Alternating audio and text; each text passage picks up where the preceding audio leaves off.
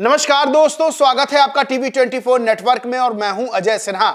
देश के मुख्य चुनाव आयुक्त राजीव कुमार की विदाई होने वाली है और अब देश का नया मुख्य चुनाव आयुक्त राहुल गांधी चुनेंगे। यानी कि राहुल गांधी उस नाम पर मोहर लगाएंगे जो अब देश का नया मुख्य चुनाव आयुक्त बनेगा।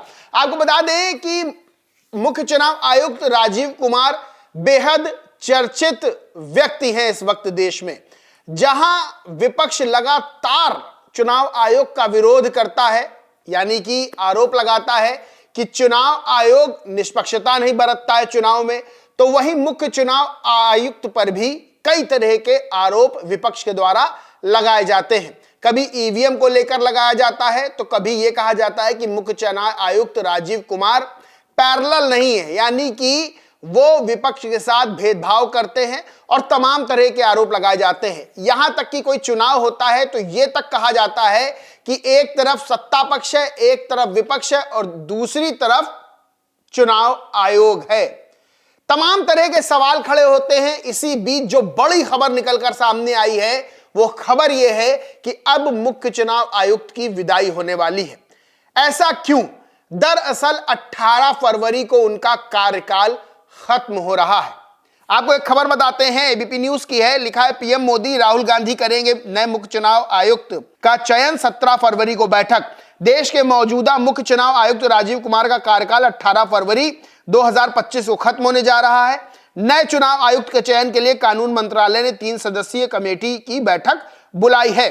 18 तारीख को मुख्य चुनाव आयुक्त राजीव कुमार का कार्यकाल खत्म हो रहा है। अब चाहिए देश को नया मुख्य चुनाव आयुक्त और इसके लिए 17 फरवरी को कानून मंत्रालय ने 3 सदस्यीय कमेटी बुलाई है। बैठक होगी जिसमें प्रधानमंत्री नरेंद्र मोदी, नेता प्रतिपक्ष राहुल गांधी और केंद्रीय कानून मंत्री अर्जुन मेघवाल शामिल होंगे और ये 3 लोग डिसाइड करेंगे कि देश का नया मुख्य चुनाव आयुक्त कौन होगा। अब इसको लेकर एक बड़ा सवाल और खड़ा होता है। राहुल गांधी इससे पहले लोकसभा में कह चुके हैं कि जब चीफ जस्टिस ऑफ इंडिया इस पैनल में रहते थे तो उनको क्यों हटाया गया। दरअसल यहां 3 लोग होते हैं जो कि चुनते हैं मुख्य चुनाव आयुक्त को।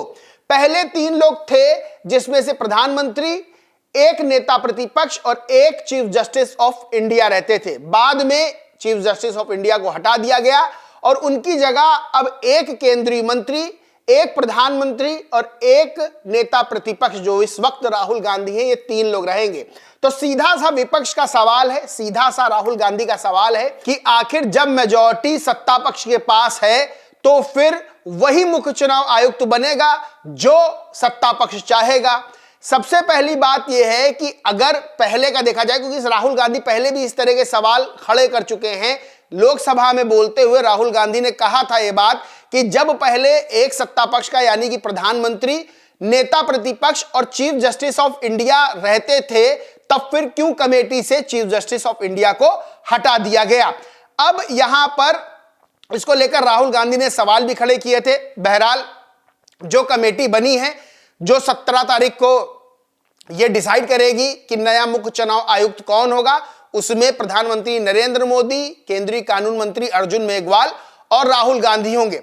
अब सबसे बड़ी चीज यह है कि उदाहरण के रूप में अगर समझ लें कि ए नाम का कोई व्यक्ति है और उसको मुख्य चुनाव आयुक्त बनाने के लिए प्रधानमंत्री और कानून मंत्री राजी हो जाते हैं और इधर राहुल गांधी अगर नहीं कहते हैं कि उनको ए नाम का कैंडिडेट ये पसंद नहीं आ रहा है, तो फिर राहुल गांधी का वहां जो मत होगा, क्या उसकी वहां पर कोई वैल्यू होगी? क्योंकि अगर 2 सत्ता पक्ष के लोग चाहते हैं तो डिसाइड वही होगा जो वो चाहेंगे और वही बनेगा। इसी को लेकर सवाल खड़ा किया था राहुल गांधी ने।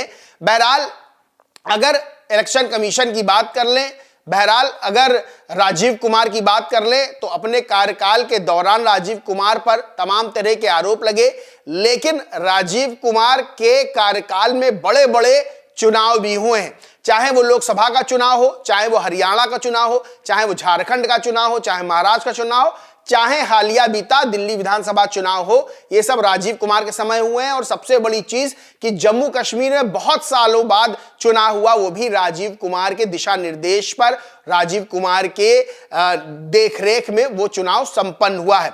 अब सबसे बड़ी बात यह है कि राजीव कुमार पर तमाम तरह के विपक्ष ने आरोप लगाए हैं, राहुल गांधी ने भी आरोप लगाए, और यहां तक कि जब महाराष्ट्र चुनाव हुआ तो वहां पर तो गंभीर आरोप हारने के बाद लगाए राहुल गांधी ने कि वहां पर कई लाख नए वोटर जोड़ दिए गए। इसके जवाब में चुनाव आयोग ने लिस्ट भी दी थी जो राहुल गांधी मांग रहे थे, लेकिन राहुल गांधी की तरफ से कहा गया कि कोई लिस्ट अभी उस तरह से नहीं मिली जिस तरह से वो मांग रहे थे।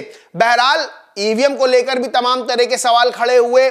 सत्ता पक्ष की तरफ से कहा गया कि जब हार जाता है विपक्ष तब जो है वो ईवीएम पर सवाल खड़े करता है। अब ईवीएम को लेकर विपक्ष और राहुल गांधी ने तमाम तरह के सवाल खड़े किए। महाराष्ट्र का चुनाव, आप लोग को याद होगा कि महाराष्ट्र में जब चुनाव हुए तो उसके बाद तमाम तरह के आरोप लगे कि 99% चार्ज ईवीएम है, 90% चार्ज ईवीएम है, और सत्ता पक्ष ने कहा कि जब हार जाता है विपक्ष तब ईवीएम पर आरोप लगाता है। लेकिन विपक्ष लगातार ये बात कहता रहा है कि ईवीएम में टेम्परिंग हो सकती है, ईवीएम में बेईमानी हो सकती है और ईवीएम के जरिए बीजेपी चुनाव जीत जाती है। बहरहाल ये भूलना नहीं होगा कि जम्मू कश्मीर की अगर बात कर लें जहां कई सालों बाद चुनाव हुए, या झारखंड की बात कर लें, इन दोनों जगह ईवीएम से ही चुनाव हुए, वहां पर बीजेपी को हार का सामना करना पड़ा और इंडिया अलायंस की सरकार बनी।